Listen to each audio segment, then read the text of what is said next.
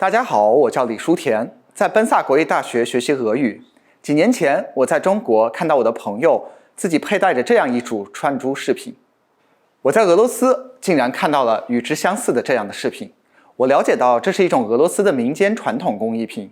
古人云：“爱美之心，人皆有之。”从古至今，每个女性对美丽的向往与生俱来，对美丽的追求从未停止。她们不分年龄、种族、国家。人类的智慧是无限的。俄罗斯的工匠们对自己的愿望、美好的想法以及祝福融入在这些民间工艺品之中。他们将这些一颗颗彩色的玻璃珠制成项链、手串、胸针、头花，甚至是美丽的裙边。它们可以是一朵绽放的鲜花，也可以是一只美丽的蝴蝶。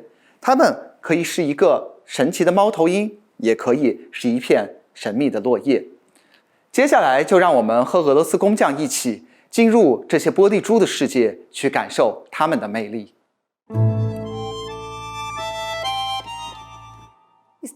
The history of bead jewelry is directly related to the history of the development of human society. Its culture, traditions, everyday life, the development of aesthetic and artistic taste.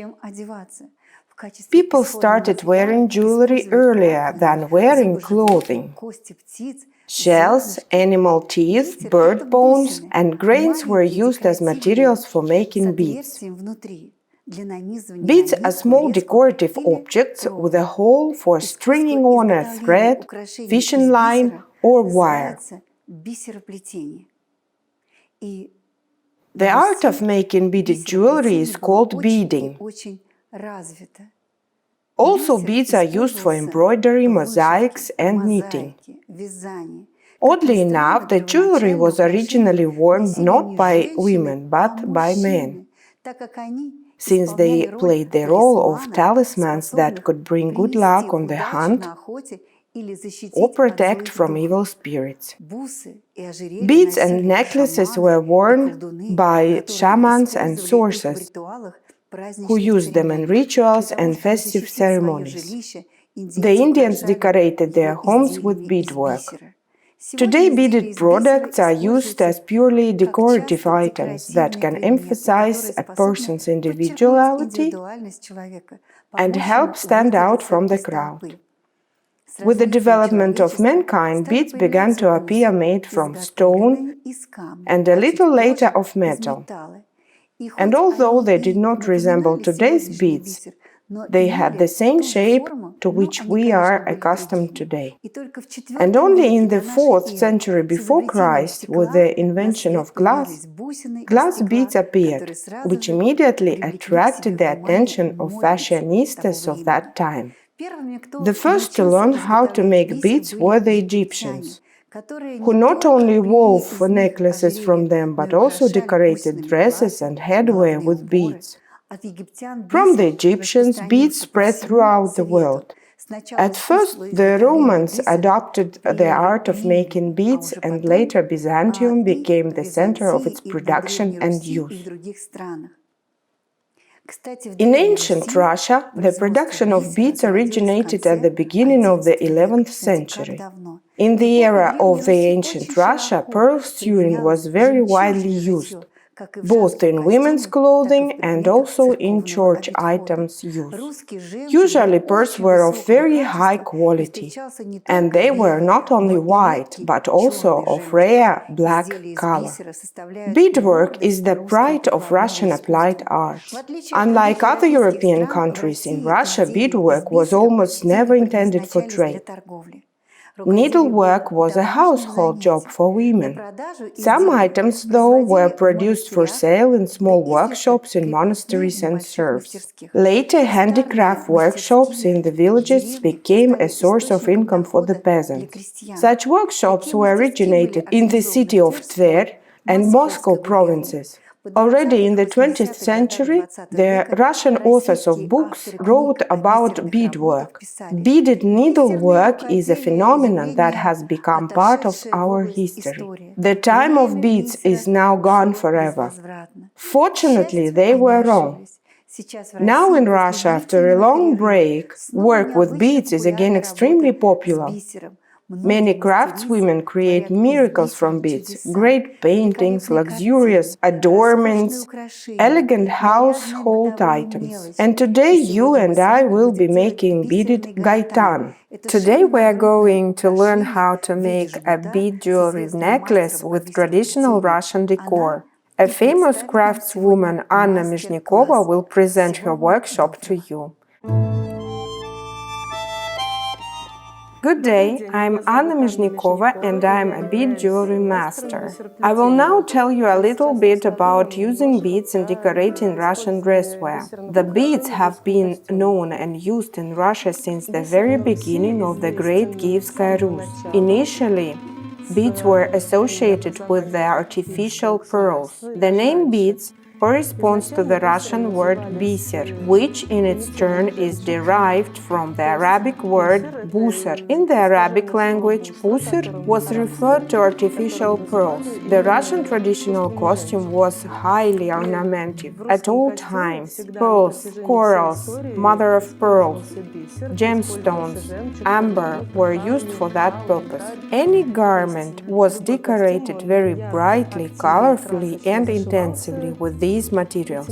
In addition, separate decorations such as beaded necklaces and belts were created. Before the 19th century, the entire complex of peasant costume was formed already. In each province it was authentic, different from all others, but everywhere the bead decors were used intensively.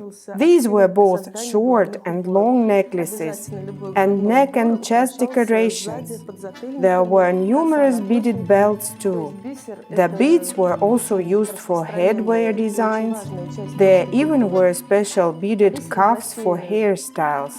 The beads is well spread and very important part of the Russian culture. Initially, the beads were imported to ancient Russia, but already in the 9th century there started national production of beads. This was proven by the documents, old manuscripts, and archaeological excavations.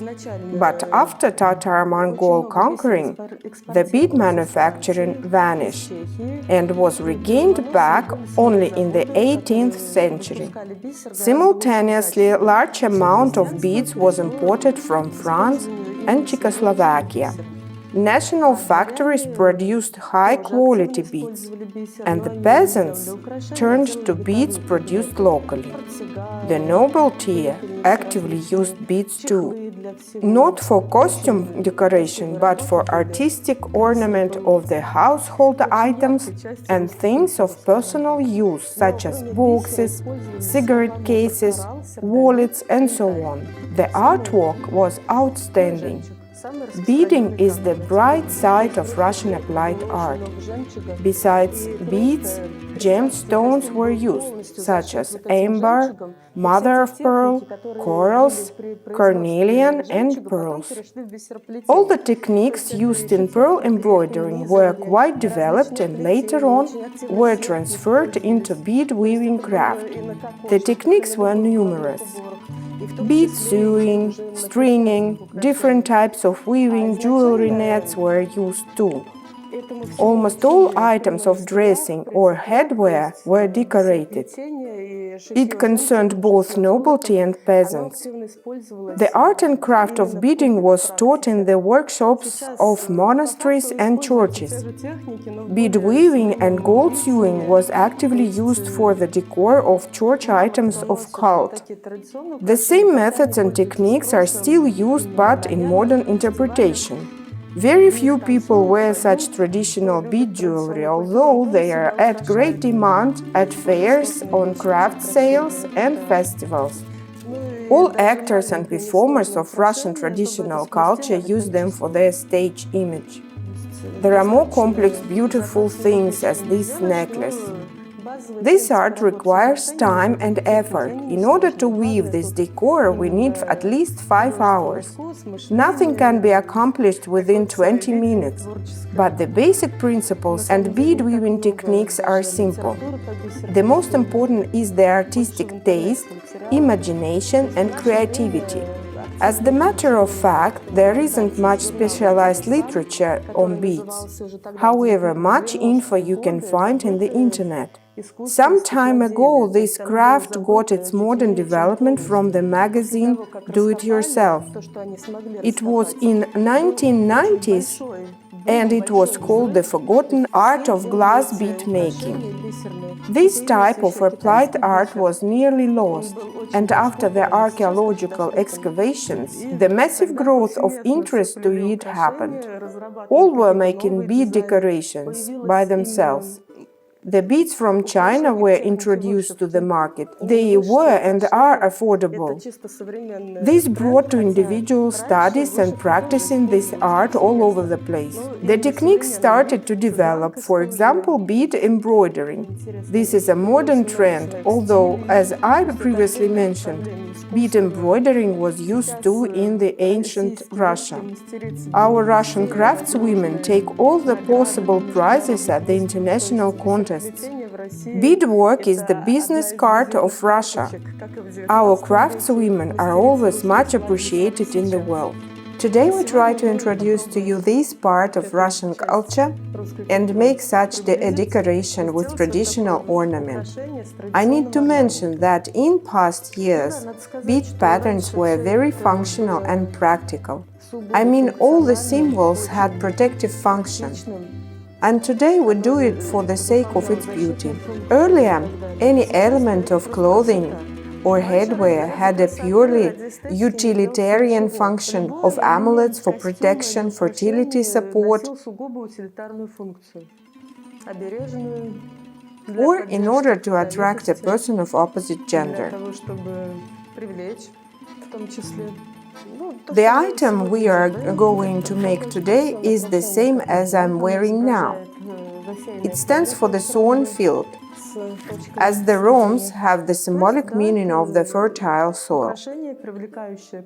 This is a decoration attracting wealth, fertility, and the beauty of a woman in the eyes of the man. Today we use the beads of 3 colors: a nylon thread, the wax to smoothen the thread, needles, scissors, and a lighter to burn all knots, because the thread has to be very long and it's ramped up several times and we need to get rid of its ends. We have a special thread.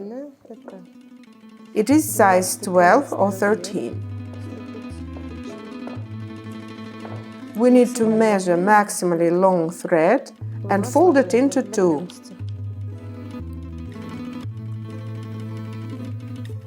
For durability, we need to melt some wax to wax the thread.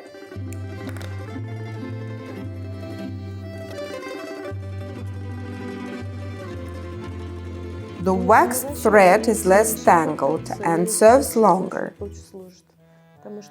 If we don't put the wax, the thread will always tangle and will get tired of unraveling it.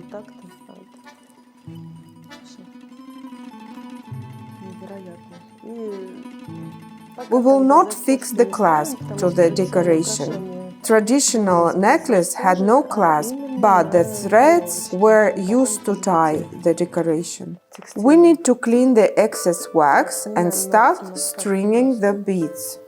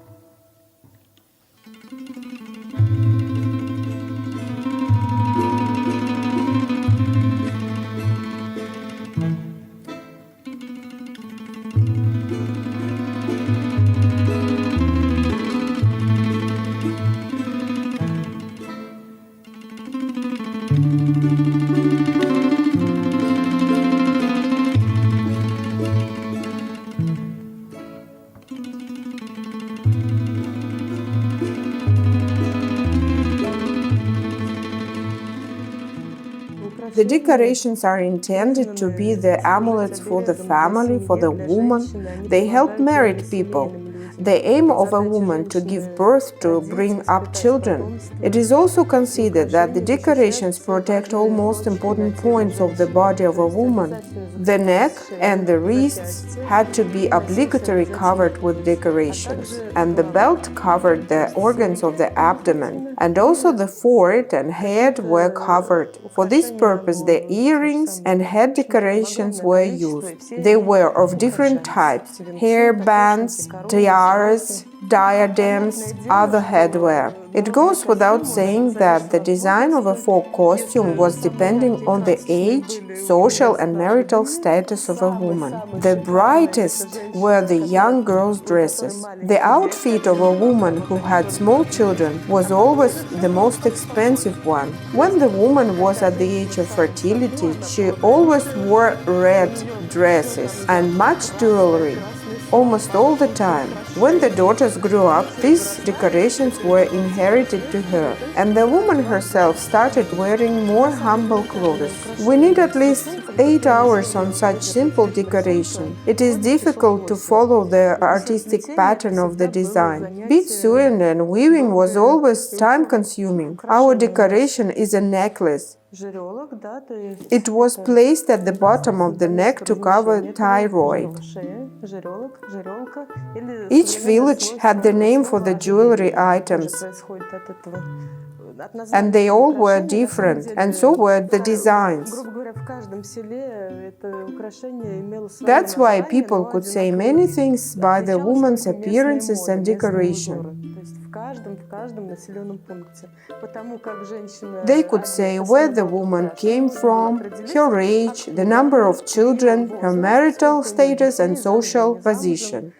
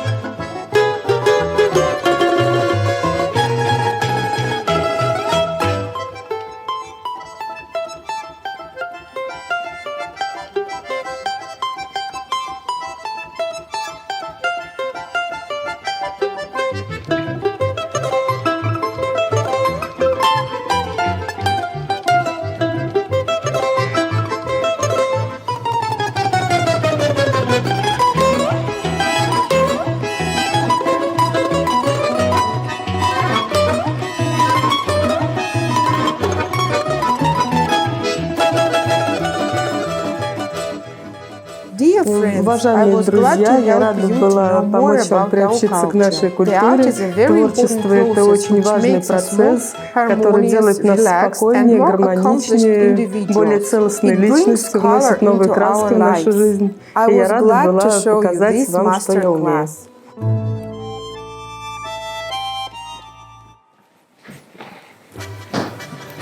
Здравствуйте. Здравствуйте. Меня зовут Шутен, я студент из ПКУ. Шутен. Аня. Очень приятно познакомиться, Аня. Очень приятно, взаимно. Мы сегодня с тобой будем делать традиционное русское украшение из бисера. Хорошо. Называется ожерелье. Понятно. Ожерелье. Понятно. Да, ожерелье. Ну, давайте. Попробуем сделать узор очень красивый. Ну, Нам как? понадобится здесь 3 белых бусинки, красная и черная. Ага, сначала 3 3 белых, белых, красная, черная. Ровненькие надо.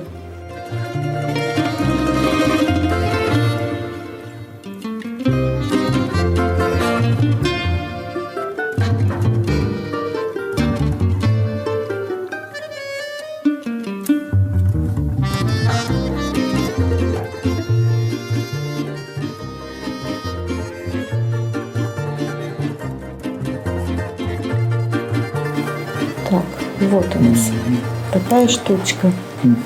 Дальше мы берем белую, черную и белую. Дальше по рисунку. Да. Белая, черная, белая. Всего 3.